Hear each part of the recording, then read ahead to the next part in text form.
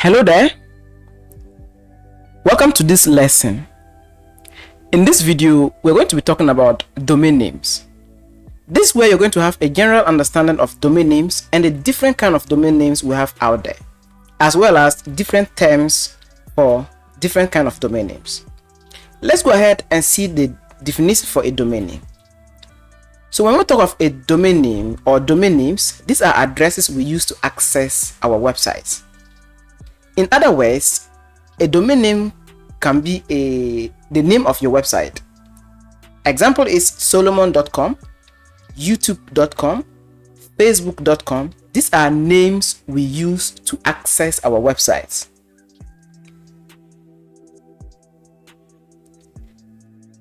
Domain names are registered through a domain registrar. After you register a domain name, it has an expiry date, and after it expired, you renew it. And that's how the domain life cycle works.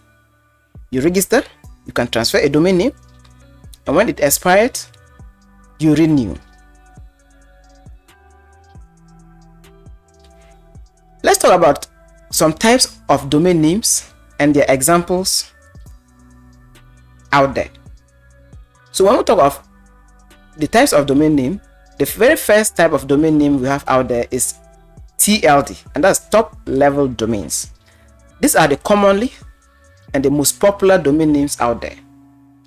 Below you can see .com, .net, .org. These are domain names we are all familiar with. Okay, it's always advisable to register a .com domain name because your customers will not have doubts about your organization or your business, because with .com they are the trusted ones. Unlike the new domain names out there, if you register something like .ml, people may not know what it is and may not want to make or transact or do business with you to say.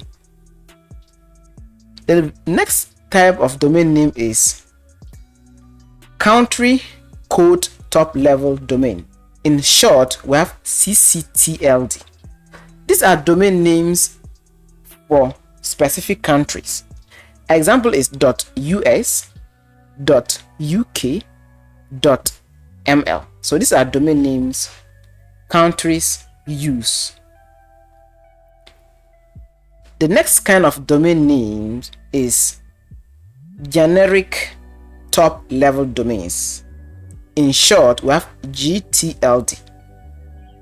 These are the new kind of domain names. So quote unquote, we have new TLD. So these are the new TLDs.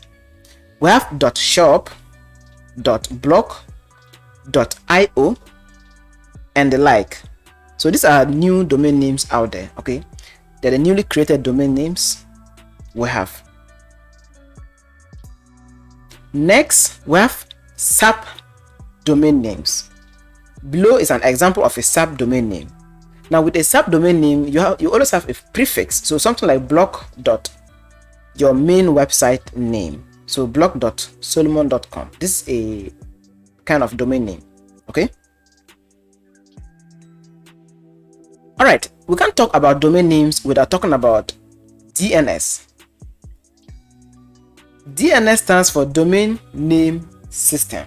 Okay. So this is a way of naming domain names on the internet. So let's go ahead and look at what DNS is.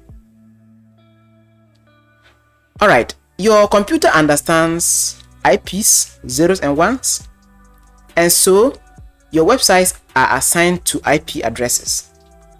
But we human beings, we find it difficult to memorize these IP addresses, and so we use DNS to assign to our IP addresses to make it very easy or easier for we the human beings to be able to memorize our websites. So with this example, you see there's an IP address to your left. With this IP address, it will be very difficult for you to memorize this IP address anytime you want to access solomon.com. That is why with the help of DNS, we are able to connect our domain name to our IP, so that it will make it very easy for us to be able to type our website name and then access our website. So in short, that is all about IP. It's a way of pointing our domain names to our IP address, and that is DNS. It's a system of naming domain names out there. In the web hosting industry, there is something we call ICANN, which stands for the Internet Corporation for Assigned Names and Numbers. This is an organization responsible for keeping records of who owns which domain name. Okay? And that is why when you're registering your domain name, it's good to always add or protect your domain name through what is called ID protection, because this data, these records are always what? Publicly accessible. Anyone can type your domain name and see your details. And so web hosting providers offer what we call ID protection to protect or hide your identity.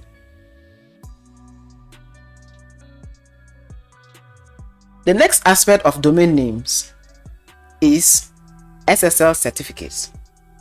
An SSL is nothing but that green padlock you always see attached to a domain name to show that it is secured. Okay? It is advisable to have a secured connection, especially for the shopping websites. If not, credit card payment cannot be accepted on such websites without SSL certificates. Below diagram illustrates a secured connection, which is HTTPS. An insecure connection will always come with HTTP without the S. Okay? So as you are entering into the web hosting industry, it is very good for you to understand these terms because it will come in handy as you are beginning. This video is not about domain names, but it's only to help you understand the basics. And as you move on, you get familiar with these terms.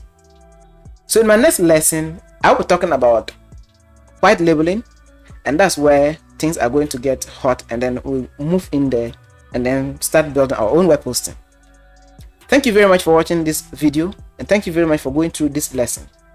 I'll see you in my next lesson where we'll be talking about white labeling.